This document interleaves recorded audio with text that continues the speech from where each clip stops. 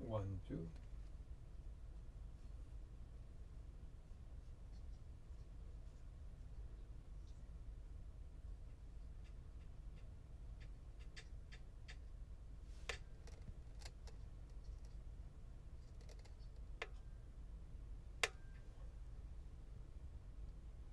Okay, volume out here so that doesn't get feedback. Where's the volume? All right, so let's go. Let's do it. I think it's working. Let's do it. All right, on my count of 3. 1, 2, 3. Hi everyone, I hope the preparations for midterm 1 are going well. I'm going to do this practicing here myself for our YouTube live on Wednesday, 6 p.m. As you know, there will be no office hour on Wednesday in the regular time, in the regular room, but rather it's going to be YouTube live like this one at 6 p.m. So have your questions prepared, and I already gave a Google form that you can drop your question there. And in fact, I already have 2 questions there that I'm going to address now rather than wait until Wednesday, because the Wednesday is just the night before the exam, might be a little bit late. So let me address a few questions that came also through Piazza. Instead of going there in the type, let me address them here. Cherry asked, if you are asked to find the PI of an amino acid, do you have to show work like this on the exam as part of our calculation? And like this, she showed it in the on Piazza an example that she wrote. Basically, start with the amino acid fully protonated, then goes step by step and writing each particular structure. And that's correct. In order to get a full grade for any question, you have to show your work, okay? Just the answer for the question is not enough for full grade. Although, in these exams, we have a very specific box for you to write the final answer for your question. And the reason for that is because midterm 1, we didn't give that, so some people wrote the work, and then the final answer for the question were in different place. Now we have a specific place. You can do your work and go back there and put your final answer in that particular box. All right, so Cherry also asked, I just want to clarify content mentioned in lecture about hair curling. When we curl our hair, we are destroying the disulfide bridge between the alpha keratins. On the other hand, when we shower, water is destroying the hydrogen bond between the alpha keratins. So this is partially correct. This is not entirely correct, because as I explained in class, keratin has one segment of keratin that's helix. There is also the top and the bottom, right? So there is also these other segments that are not helical segments. All of them, they contain cysteines that make disulfide bridge. In addition to that, I mentioned also in class, there are other proteins in hair called the keratin-associated protein, CAP. And there are hydrogen bonds and also disulfide bridge in between CAP and this keratin, and the alpha domain of keratin with the non-structural domain, and all of these hydrogen bond and the disulfide bridge, all of them are there. So the only thing that I would say here that's not accurate is because you said you restricted only to alpha keratin. So be more generic. So disulfide bridge in general in the hair structure, and the hydrogen bonds in general. And when you say here destroyed, yeah, that's acceptable, but the best way is to disrupt it, right? So in case of disulfide bridge, we break or we broke this disulfide bridge, okay? A couple of questions already in the Google form. One is that could you post a practice exam as, for example, a previous midterm 2? Yes, that will be helpful. Okay, I can do that. And soon after I finish the practice here, I'm going to post one. And perhaps it would be better if I post only the exam without the key, and later on I'll post the key. So that gives a little bit of time for you to work on the problems and have an idea. However, my exams change from time to time, right? So don't take it that that's going to be exactly the same exam with different questions. There might be completely different questions, but I think that's a good idea. Okay, so I'll do that. Another question from Google Form is that how much about the properties of amino acids should we know? Example, structure, polarity, charge, pH, pI. Should we focus our studies more on theory or calculation? Like focus on chromatography techniques, COVID test mechanism, amino acid interaction, or should we focus more on calculating pH of solutions and the titration? That's a great question. And for the first part of the question about the amino acid structure, polarity, charge, pH, and pI, the only thing that I would say, you don't have to memorize the PIs. Because if you need the PI, you are going to be asked to calculate them anyway. So for example, what's the PI of a glycine? Then you have to calculate that. It's not supposed for you to memorize and to know an answer for that, okay?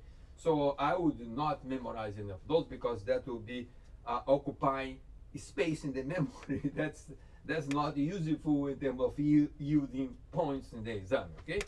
Should we focus our study more on theory or calculation? I understand you meant concepts, not theory, but I understand what you say. Because the first midterm 1 was so heavy on calculation. Now the question is that shall we do this or that? My advice is that you have to focus more on concepts because there will be calculation, but it may be about 20% of the exam. Tomorrow I'll tell you in class exactly the percent of the calculation is going to be because I don't have that on the top of my head now, but it's a minor part. It's completely different from midterm 1. That the major component of the exam was calculation. There will be calculation, but not that much. So should we focus on chromatography techniques, COVID test mechanism, amino acid interaction, and so on? That's perfect. That's good. Maya asked from Piazza. There weren't too many e-problem posted for the first modules, so I expect this study guide isn't comprehensive. What we need to know for the exam. This document is a compilation of all the podcast problems as well as the sandbox we are given for the amino acid structure. So Maya made this very nice study guide here, so I'm going to go over that and comment a little bit on that. Okay, in class. The professor said it was likely who they asked questions about insulin. Yes, there's always questions about insulin. Such an important subject, and you already know that I like to relate what we learn in class with real life, right? So insulin is a real life. The number of people with diabetes or pre-diabetes in this country is very large, so that's a very important subject for you to know. Amino acid residues identification. So know the structure of amino acids. Yes, there will be, again, I will tell tomorrow exactly, but I think there is one problem that's worth 10 points in the exam, that to write 5 structure of the amino acids. So you don't know which one is going to be there, so you need to know the 20 of them. So we're going to be asked to do that in the exam on Thursday. COVID test, how they work, yes, again, you know that I like it to connect the subject with the real life, right? COVID test is a very important thing to know. People are doing affinity chromatography when they have COVID and they didn't even know they are doing that, right? Identify amide planes, that's correct. Amide planes, there are 6 atoms that are part of that. There's a very important thing, given a structure of a peptide, that you can go there and say, okay, this is my amide plane that I found out, and these are the 6 atoms that are involved in that plane. That's a very good one. Chromatography techniques. Chromatography techniques is a wide range of things. I'll comment on that a little bit. Enzymes and the cleavage points. Yes, we studied 3 types of enzymes in class, and the one chemical method, right? Cyanogen bromide. And the 3 enzymes. So you need to know these 3 enzymes, what they do, where they cut. And there is one enzyme, chymotrypsin, there's an exception when the protein is involved. So keep in mind that the exception also might be important, right? So we need to know what amino acid they cut, and given a peptide, you should be able to chop off that peptide, or say, well, if I use this enzyme, this peptide is not digested. If there is no residues that enzyme cut, right? So you should be able to do that. But let me go back to the chromatography technique, because chromatography is such a big subject, right? We talk about chromatography, started with ion exchange chromatography. What are the important things that you have to know about ion exchange chromatography? Well, first of all, is my protein negative or positive? In a simple terms, we say, is my protein as an anion or a cation? If my protein is negatively charged, I know that the resin is going to be positively charged, right? So that's how it works. And if my protein is negative, it's going to exchange with another ion that's negative, because my protein is negative. We have to look at the structure of the protein. That's why we study so hard the pH and the pI at different conditions, right? And also, if the opposite of that, if your protein is positively charged, then we are going to have to exchange with a positively charged ion. In that case, is a cation, right? Cation exchange. If the protein is negative, we're going to exchange with something negative, so it's an anion exchange chromatography, right? And then you have to know about this principle. We talk about also gel filtration, also known as size exclusion. Gel filtration is very important based on the size of the protein. You have to understand and to remember what's the order that they come out of the column, right? And we talk about that in class. We mentioned about this relationship between the molecular weight and the elution time, the retention time, how fast they come out from the column, right? And how long they stay inside of the column. So you have to keep this in mind when you are thinking about the gel filtration. The other technique that we talked in class, it was affinity chromatography, and we gave a huge amount of details about affinity chromatography. So this is a very important technique. We talk about affinity chromatography, and with that I also answered the question for Anna that she asked, are we expect to know protein A and the FAB-FC site for the enzyme? Yes, that's related to affinity chromatography, is very important. Protein A, as you know, is a protein that is a natural protein. There is an E-clarification there that will be very helpful if you watch this E-clarification on affinity chromatography. There's this protein A that's bind to the FC, we have the antibodies or Y, right? This part below here is the C, and they bind there, and because of the binding of that, we can use it, affinity chromatography column, where protein A is in the surface of the resin, and now we can trap antibodies there and later on release these antibodies. So it's very important, protein A. But we talk about the different ways of doing affinity chromatography.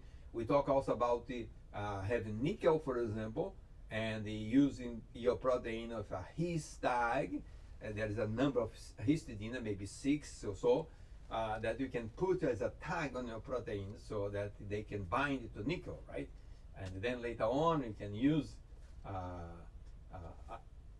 for example, imidazole to release them. And there are other types of affinity chromatography that we discuss in class, right? We talk about also, that's not chromatography anymore, but you didn't have it on your list in here, Maya, you didn't have gel electrophoresis. Gel electrophoresis is very important. And we talk a lot about the SDS gel and the size of the proteins that have been migrating the gel with the smaller protein that goes to the bottom, as opposed, remember for gel filtration, the opposite thing. But here in gel electrophoresis, we have the small protein migrate to the bottom and the larger protein on the top of the gel. That way, if you can know a protein or given some size of the protein, we should be able to mark in the gels where they are and things like that. We talk also about the isoelectric focusing. Remember that? Isoelectric focus is a very important technique. It is a technique that the gel has a gradient of pH. So start with a high pH to low pH in the gel, and then the proteins migrate. And as we know, as the pH change, the charge of the protein change. So if the protein starts change, it comes to a point that the charge becomes zero, right? They go from one side to the other. If they are negative and they go, become zero, then becomes positive, or vice versa, right? So now these proteins are going to be zero charge. If they're zero charge, they are not going to move with the electrical field. So they are going to stay in a place. So in isoelectric focus, we look at the PI of the protein and figure out where they come in the gel. Another technique, since you said a little bit vague, right, chromatography techniques, I will emphasize another one that's, we talk in class also, hydrophobic interaction. We talk about salting out a protein. We add the concentration of salt so high that we sequester water, and by sequestering water, the protein has less water available for them, so there's no water of hydration for proteins, so they end up exposing the hydrophobic residues. So when they expose the hydrophobic residues, they interact with each other, right? Hydrophobic interaction, and then they collapse, they precipitate, they go to the bottom of the solution, right? So that's a very important technique. In hydrophobic interaction, what we do is that we have the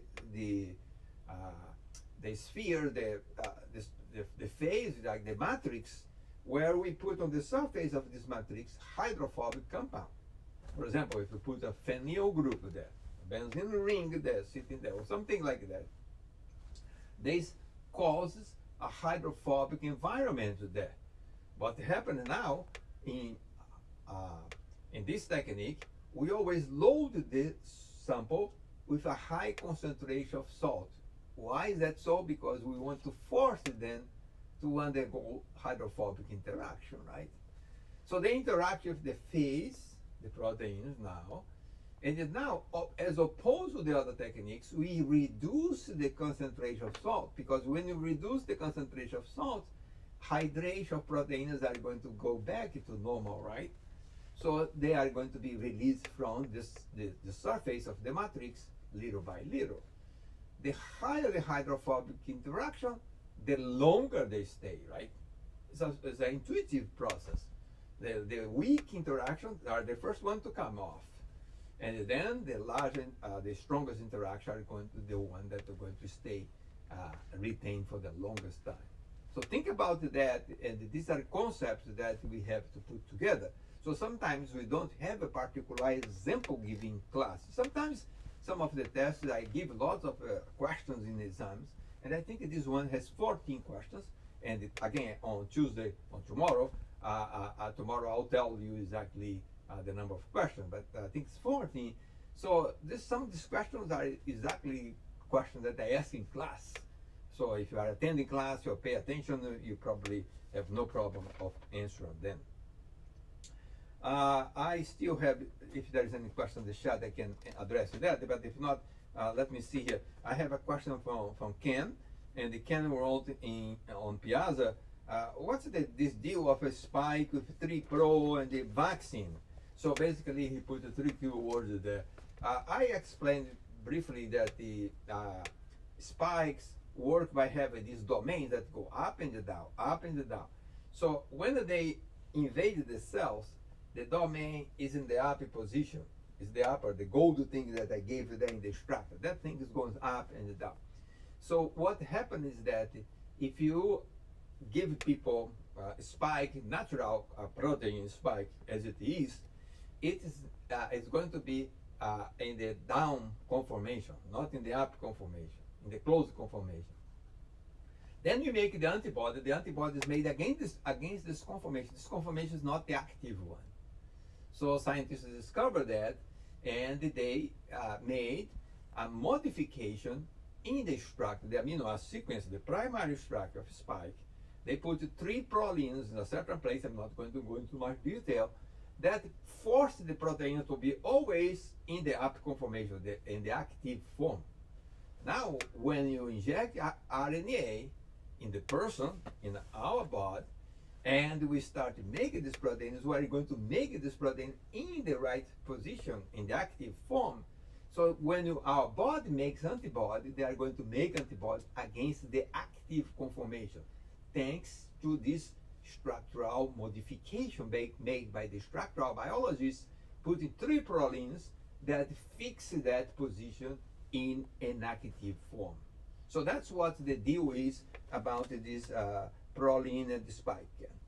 Thomas also asked whether we needed to memorize the pKa's of carboxylic acid amino groups. Nope, not at all. There are tables in the exam that will give you that, okay? So let me see if there is any question here. There are no questions in the chat. So I'm going to be ending soon. And I think this first test was successful.